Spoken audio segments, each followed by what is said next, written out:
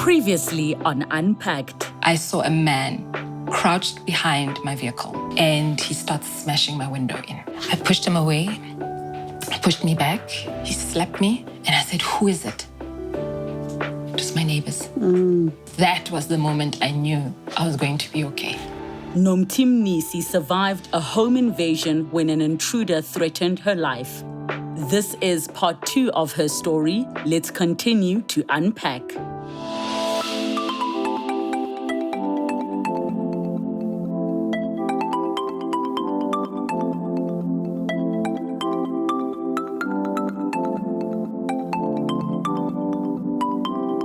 So the 3 guys that came in, was this the first neighbor or the second neighbor you called? Both. Wow.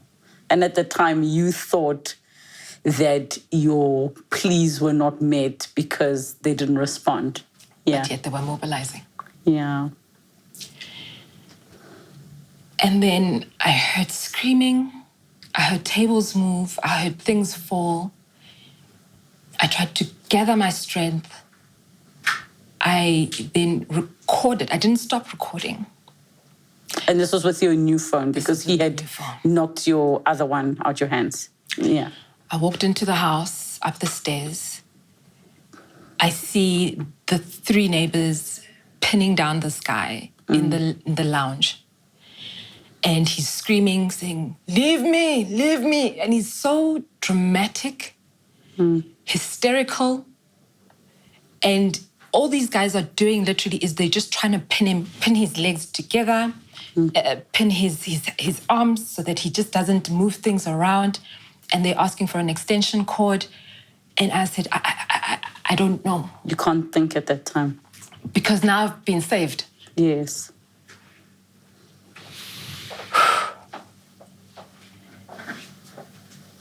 He turns around and he tries to bite one of my neighbor's calves. Wow. They tried not to hit him. The neighbors asked me, "Have you phoned the police?" I said, "I did, but I'll try them again." I call, nobody picks up. A third time. Well, second time. Yeah. And I said, "I tried." Then they said, "Okay, let's try and find something to hold this guy down." I said, "Okay." I looked around the house. One of my neighbors then said, "It's fine. Go outside and just go check that my door is closed." Because obviously he has a family there. Yes. And we don't know where the other 2 guys are. So without thinking, I was like, "It's fine, I'm safe." By the time I got to my door, I said, I can't. There's 2 other guys outside. So now it's that catch-22. You are here helping me. I can't even pluck up the courage to go and just check if your door's closed and that your family is safe. Yeah. What do I do? I just stood. It was strange because I'm surviving, I'm fighting, but now this is something that's very simple. And I couldn't do it. And I said, "Nomthi, it is what it is. It's now dark and I step out. I hold my phone. I try to remember what the number is for the police station. As I step out onto the porch, I just see lights flickering by the gate. It's police lights. But there's a lot of people there. Give or take, maybe 8 or 10. So I didn't know whether or not the 2 are there or is it just the police? Yeah. So then I go to the car, I get my remote because no one's buzzing. Yeah. None of my neighbors are out. Everybody is quiet. I open the gate, they come rushing in. It's like a police movie. You know when they're crouching down and they've got the AK-47s, not even a normal gun. Wow. Unmarked clothing. So I don't even know, are they... So you can't tell, yeah. They come in, they start pointing the guns into the windows, into my neighbors' houses. I don't know what came over me. And I just said, Stop what you're doing. He's inside. They went in. They found the guy. Neighbors let him go. At that moment, I ran in, went to go check my neighbor's house, closed the door, went back in. I don't even know if the guys went in. Yeah. I'm just now closing a door because I was asked to do so. I went back upstairs. Now the cops have now handcuffed the guy. He's kneeling right in the middle of my living room. They're interrogating him. They are smacking him. Is this how we do interrogation? What was he saying? Why are you here? No, they smack him. Why are you here? No, I came to steal some welding pipes opposite. So my neighbor who lives opposite me, who's one of the guys that came to my rescue, his garage essentially it's an open garage. It's just got palisade fencing. Yes. So when you look into it, you can see the vehicle parked there. He had some welding machines, some steel pipes. It's just his little hardware shop. Yeah. How did you know where to go and find, the equipment? No, we used to see it. Who's we? Me and my friends. Where are your friends? Outside. Where outside? You can't respond. So who are you? Aye. Who are you? Why are you here? Eventually the story comes out. I was at the right place, the wrong time. The victim was supposed to be my neighbor who came to my rescue. Wow. So they accidentally went into the wrong house. They took a chance and they were like, it's a young girl, she's driving a fancy car, let's see what we can get out of it. Yeah. And it'll be a quick thing. So these guys are the guys that push the trolleys in the morning. Yes. Where we stay, it's almost like in a valley. Yes. So the highway is on the other side of the complex. And if someone's on the highway, really, if you're walking on the highway, which is not common, you'd have an advantage point to look into various complexes. Oh, okay. So it's as if they've been scouting. Yes. So they're like, how did you get into the complex? Yes. So now then he exposes himself and says, no, a week before, him and his friends cut the palisade fencing. Wow. We heard the dogs bark that week before. Everybody looked around, there was nothing. Yeah. And then the caretaker wasn't around that week. I think he had to go back home to attend to family matters. And nobody thought of it that the next day you must do a perimeter check. Yeah. The D-Day was that Thursday. And I was then the person that was there. And then he tried to take a chance and... Did the police find any weapons on him? No.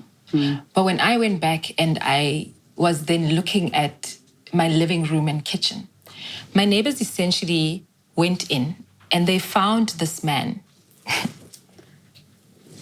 He had somehow opened up the kitchen cabinet, took out one of the big chef knives,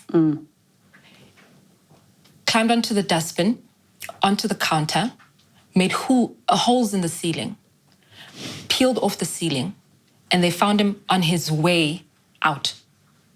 So he was trying to exit through the ceiling because he couldn't find another way out. Right? Yeah. And the funny thing is, there's a door right there and the key's dangling right there. Wow. So I think he was just very confused and now just trying to get out. I think he saw you on the phone and knew that there's a chance of him going out the front door that is risky. Hence, he was trying to go out through a back route. I suspect. Sure. I could be wrong. Yeah. And also, the trap door is right next to where he was making holes. Yeah. Like, it's as if he didn't have a plan. Yeah. And then when they caught him, he dropped the knife. So I can't say he didn't have a knife maybe or a weapon that he brought in himself. Yeah. But at that point, you three men, I don't even want to imagine what would have happened. Yeah, yeah. And then they took him. He screamed. They put him in the back of the vehicle. He was moaning. He was dramatic. What was he screaming about? Nyegeleni. Like, you can't say it wasn't me. Yeah. Yeah. And then they put him in the van. He just kept moaning. He just kept going, yeah. And then you're like, oh. I could never forget that sound. Because what are you doing? Yeah. No one gave you permission. But now you're making yourself the victim. So while that's going on, the detectives are busy walking around, speaking to my neighbors. In the foyer, I literally sat, we've got a little couch. I sat on the couch. I tried to call my mom. She hung up on me because obviously she's in class. I try again, and I send her a message, Mama, come home. She says, why? You know I'm in class. And I just said, come home now. About 5 minutes later, she calls me, she says, Yini. I'm like, I'm fine. But there's been a break-in. I'm okay. And she says, where? And I said, here at home. I've never heard my mother scream like that ever before. Yeah. Because for her, I can imagine for her it's like, I've just got one job, and that's just to keep you safe. And I couldn't even do that. And I said, I'm fine. Just come home. So as she was driving home, I'm obviously just trying to now respond to all these men in the house, not a single female. Wow. If you count my neighbors plus the police, probably about 13 men in my house. The funny thing is, a few months before that, my mom's a dreamer. She said she had a dream that somebody was trying to break into the house and trying to shoot me. And they had put the gun through the window, but then I smacked the gun and the gun snapped into 2 pieces. But they still found a way to get into the house, and then everybody congregated into my room. So I was like, yeah, ma. It's a little bit of a vague and ambiguous dream. But I know her dreams literally do come true. Yeah. And sometimes we don't listen to our parents. We're like, ah. That came in, and I said, okay, you were right, Mom. She got home. She was in tears. She just embraced me. Yeah. I think she looked at me and my clothing, and she just embraced me. She tried to get the story. She tried to compose herself, try to find out what's going on. I had a detective sitting here. He's asking me questions. His handwriting's atrocious. You asking yourself, how is he ever going to capture the story like this? I sat and I said, first things first, Nomthi, because you're going to keep repeating the story. Record yourself. Yeah. As I'm talking to him, I got it recorded. He's asking questions. I write everything out. I said, why don't you let me write? He says, no, there's a specific format. Yeah.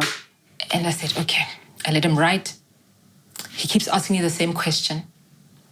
And I said, do you want the recording? He doesn't say anything. He says, we'll come back again.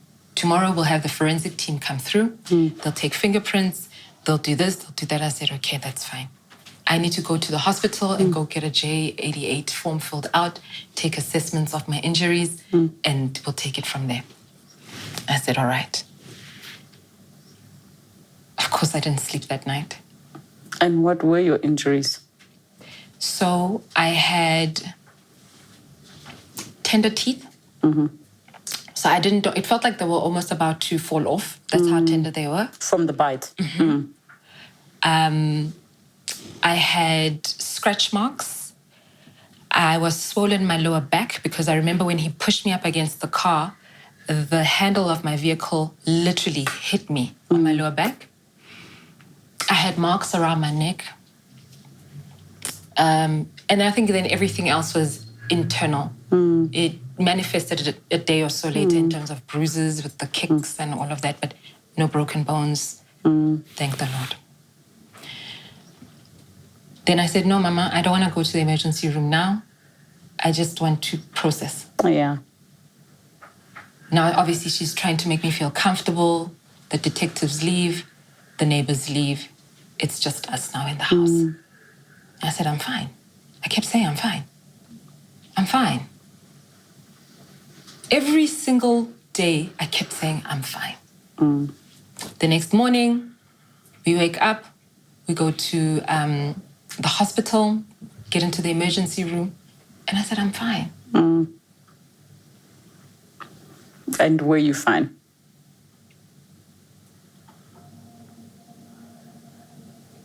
No. Yeah. I think in situations like this, I hear of people who've had break-ins that were not even there when it happened, and they still experience extreme trauma about their space being violated. Is your trauma also of what could have happened? Not just the actual experience, but what if those men came in? It was the most traumatic 24 hours of my life, because that night, every light in the house had to be on. I bathed, I scrubbed, I brushed my teeth, I gargled with so many things just to get the stench off me, and I couldn't. I will never, ever forget the smell and combination of sweat, smoke, and metal. Those are my triggers. And the smell of just men in the house. Your space has been violated. How do you now have a sense of authority over your own territory when you know that people have literally come into your space and taken something that you never gave permission for them to take? Did anybody ever find the other two men, or they bailed? They bailed. Let's fast forward to now, because he was arrested. Did he get bail, and what happened with the case? Nobody ever came back to me. Yeah.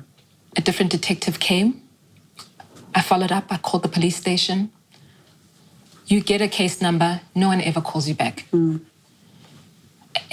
now, obviously, I am frantic because I'm always looking over my shoulder.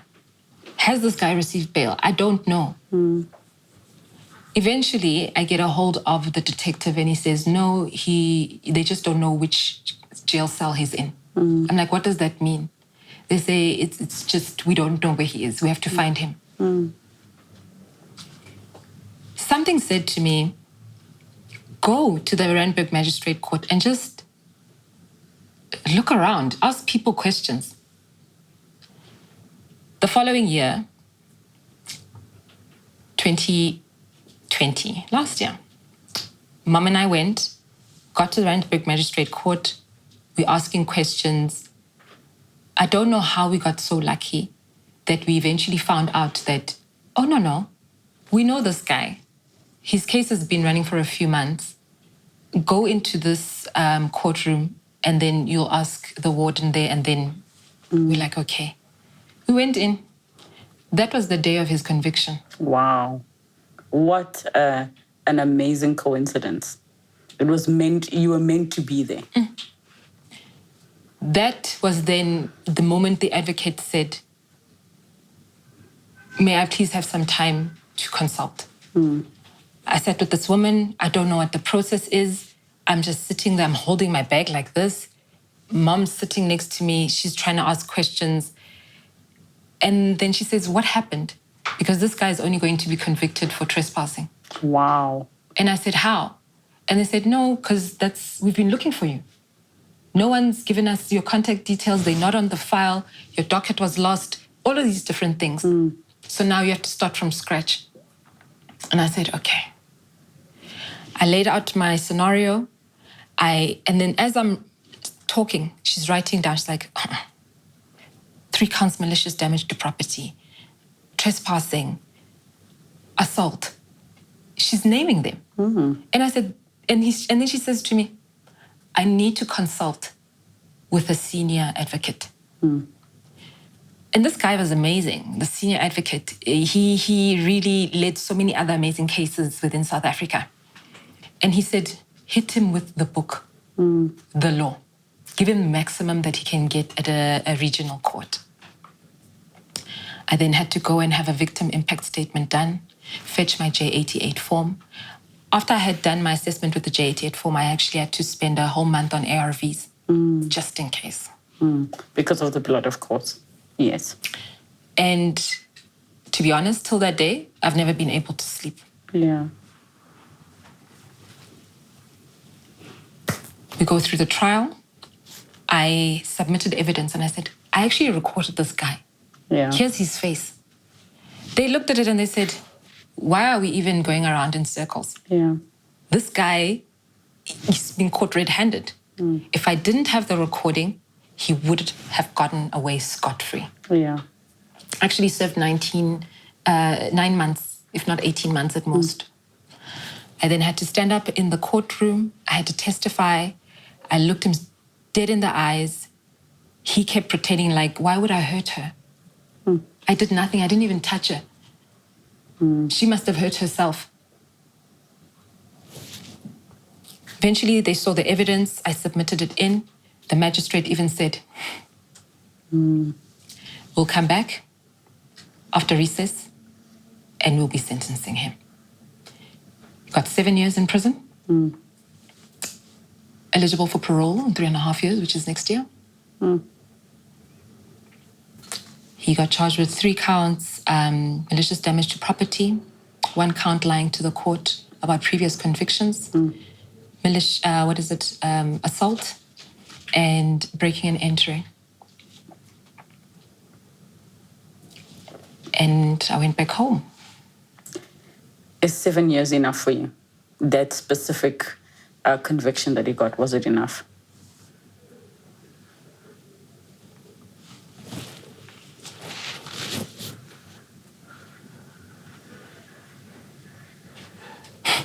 Definitely a no. No. He comes out next year. I'm assuming that's on good behavior and on parole. So there is a chance that he will serve out the remainder of his sentence. Are you afraid that he will come after you? I've been afraid for too long. Yeah. Because his friends got away. Yeah. So I know he will remember me because he saw me. Yeah. But I've had to just submit myself to the process of therapy, the process of managing my fear, because it did paralyze me for a good 1.5 years. I couldn't go out, I couldn't eat, I stayed indoors, I didn't even want to drive, I didn't want anything. And I went on antidepressants, and I realized then that it's okay to seek help for your mind. It's okay to have fears. It's okay to not be okay. And now I'm like, okay, let him come. Because every day I role play in my head what would happen today. And what does that fantasy look like for you? It starts in the morning. What do I wear? If anything has to happen, what do I wear? It feels like I've been out wearing these shoes for so long because those were my saving grace. I wear flexible pants and a loose top that I can always maneuver around. I get into my car. I tap my maze. I tap my taser. I look around. I drive out. When I come back, I do a loop before I park. As I pull into the garage, I literally keep going. Lock, unlock, lock, unlock, lock, unlock. And I put someone on standby if I need to make a phone call. So that if anything has to happen, someone can help. I'm exhausted. And look, this I'm sure has been playing in your mind over and over again. I want to ask you about the changes you've made since, but in the interest of your safety, I think it's probably better that we don't discuss that because of any security measures you may now have in place, just for, also your own peace of mind. What kind of emotional and psychological changes have you made to make yourself feel secure? I don't trust people so easily. I am exceptionally vigilant. I watch a lot of programs that talk about self-defense, Yes. what to look out for. I make sure that I don't ever use the same route. But when you're in a complex, it is what it is. I tried the whole reverse parking into the garage, but it's a mess. So I just have to trust the process. I have to trust that I can make it through should this happen again. And if it happens that I don't, I have to trust that whoever I've left behind understands that I did my best.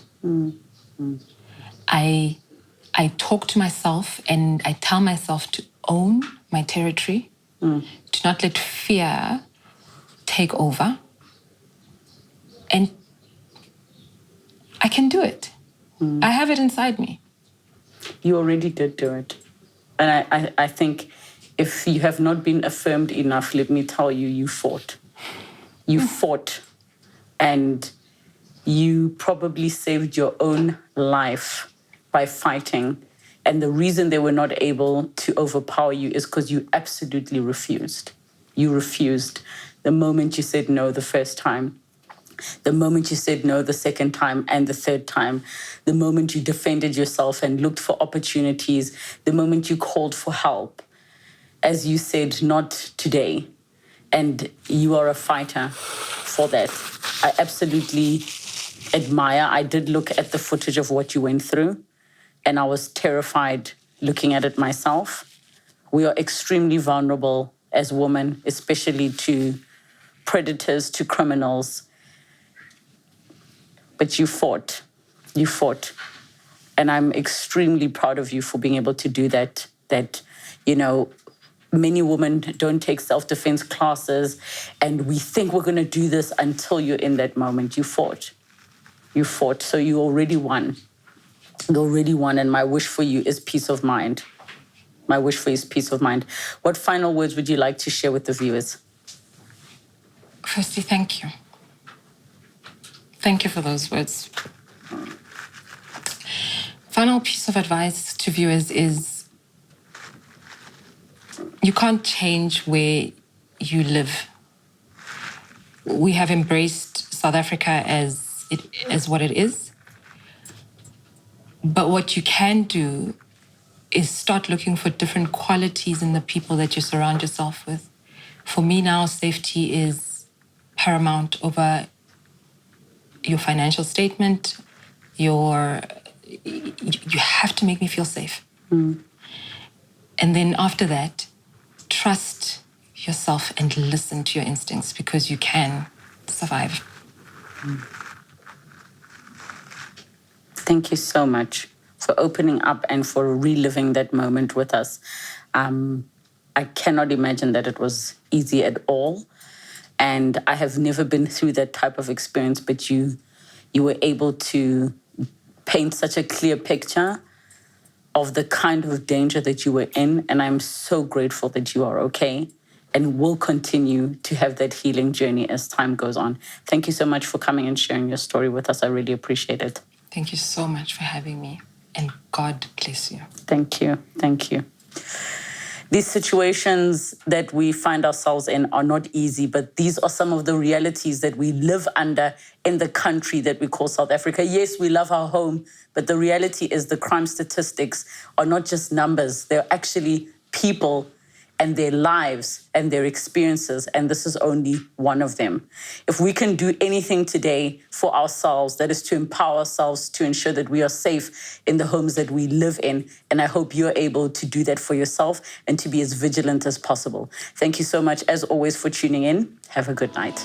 Next time on Unpacked. I realized, actually, I don't like boys. Something like adoption was the last resort. We wanted to have an interracial child. There's a lot better chances for success with IVF. And then she pulled up the test. She said, "What do you see?" I'm like, 2 lines. We are a unit and we're there for her.